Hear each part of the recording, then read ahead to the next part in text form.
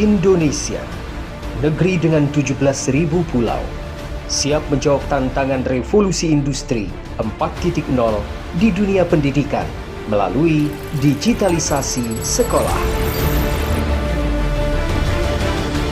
Berawal dari daerah terluar Indonesia, tol langit penyambung pendidikan bermutu kini dibuka.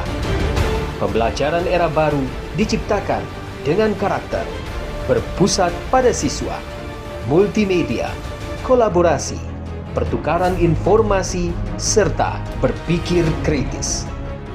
Rumah Belajar hadir menjadi penyedia konten digital pendukung pembelajaran bagi semua.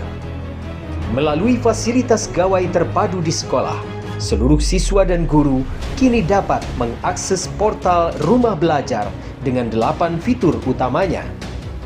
Sumber belajar, buku sekolah elektronik, bank soal, laboratorium maya, peta budaya, wahana jelajah angkasa, kelas maya, serta pengembangan keprofesian berkelanjutan.